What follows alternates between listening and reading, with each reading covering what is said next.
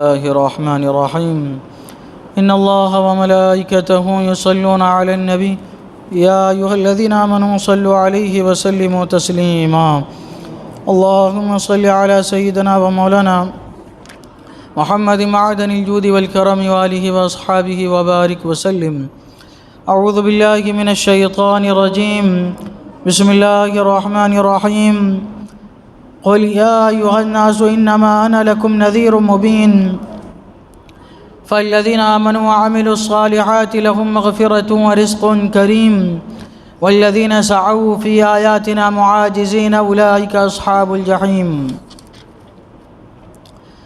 تم فرما دو اے لوگوں، میں تو یہی تمہارے لیے صریح ڈر سنانے والا ہوں، تو جو ایمان لائے اور اچھے کام کیے ان کے لیے بخشش ہے اور عزت کی روزی، اور وہ جو کوشش کرتے ہیں ہماری آیتوں میں ہار جیت کے ارادے سے وہ جہنمی ہیں. اللہ تبارک و تعالیٰ فرماتا ہے اے محبوب تم فرما دو کہ اے لوگوں، اس میں کفار مکہ سے خطاب ہے، مسلمانوں سے خطاب نہیں ہے، سارے انسانیت سے خطاب ہے، لوگوں سے خطاب ہے. اللہ تعالیٰ فرماتا ہے اے لوگوں، میں فرما دو اے محبوب اے لوگوں، میں تو یہی تمہارے لیے صریح ڈر سنانے والا ہوں.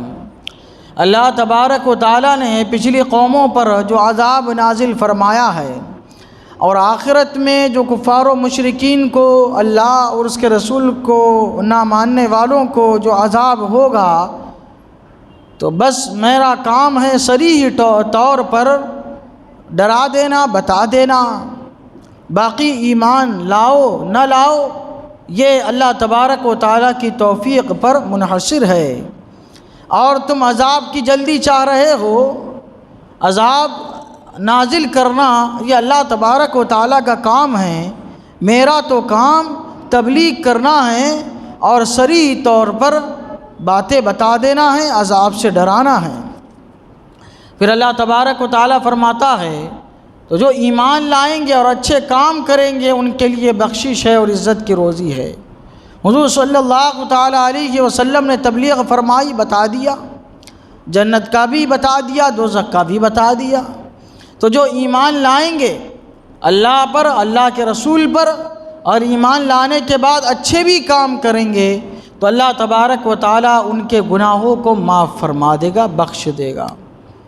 حضور صلی اللہ تعالیٰ علیہ وسلم فرماتے ہیں ایمان کفر کی ساری غلطیوں کو مٹا دیتا ہے، سارے گناہوں کو ختم کر دیتا ہے ایمان. اور مومن ہے اچھا بننا چاہتا ہے، اب یہ اپنی پرانی زندگی سے نکلنا چاہتا ہے، گناہ گاری کی، توبہ کرے صدق دل سے کہ کبھی اب گناہ کی طرف نہ لوٹوں گا. حضور صلی اللہ تعالیٰ علیہ وسلم ارشاد فرماتے ہیں التائب من الذنب کمن لا ذنب له، گناہ سے توبہ کرنے والا ایسا ہی ہو جاتا ہے جیسا کہ اس نے گناہ کیا ہی نہیں، ایسے پاک و صاف گناہوں سے ہو جاتا ہے. اللہ تبارک و تعالیٰ فرماتا جو ایمان لائے اور اچھے کام کیے ان کے لیے بخشش ہے. نماز پڑھتے رہیے، آپ فجر پڑھے، ظہر پڑھے، عصر پڑھے، مغرب پڑھے، عشاء پڑھے، یہ نماز کی برکت دیکھیے. حضور صلی اللہ علیہ وسلم نے فرمایا ایک نماز دوسرے نماز کے درمیان کیے گئے گناہوں کا کفارہ ہو جایا کرتی ہے. فجر پڑھے، ظہر کے درمیان جو گناہ آپ سے غلطی سے سرزد ہو گئے یا ایسے گناہ جن کا آپ کو پتہ ہی نہیں، اللہ تبارک و تعالیٰ معاف فرما دیتا ہے. گناہ صغیرہ کو اللہ تبارک و تعالیٰ معاف فرما دیتا ہے. یہ ہے اللہ کی بخشش. اللہ تعالیٰ فرماتا ہے اچھے کام کریں گے ان کے لیے بخشش ہے اور اچھی عزت کی روزی ہے.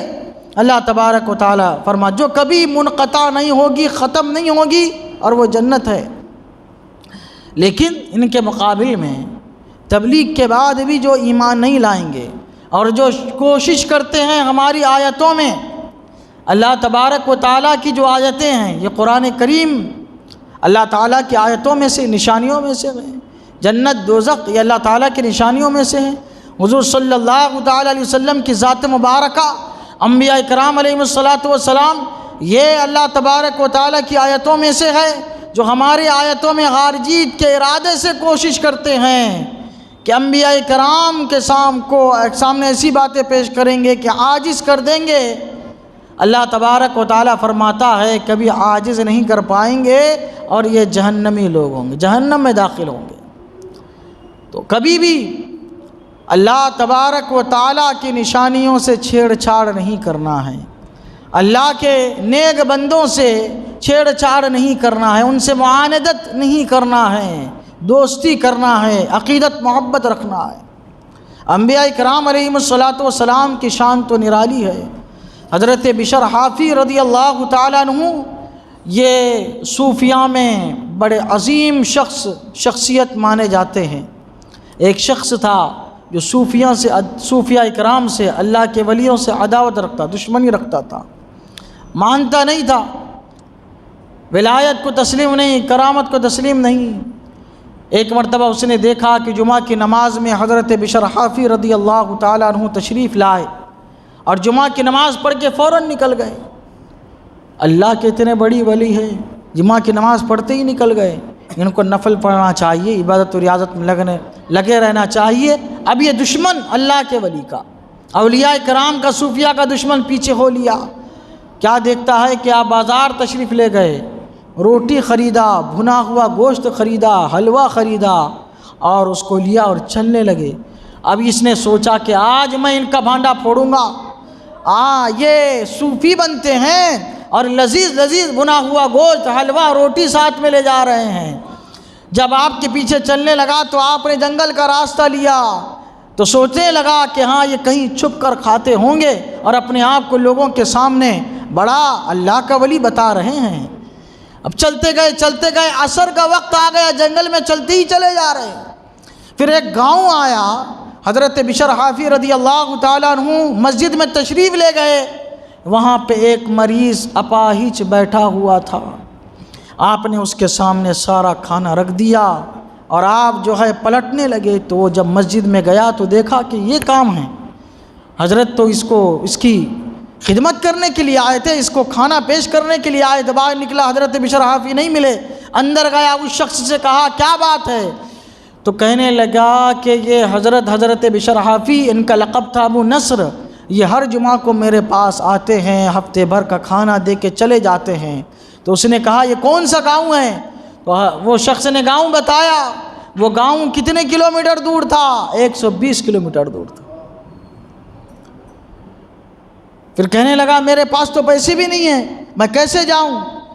تو اس شخص نے کہا رک جاؤ اگلی جمعہ تک، اگلی جمعہ کو پھر آئیں گے وہ۔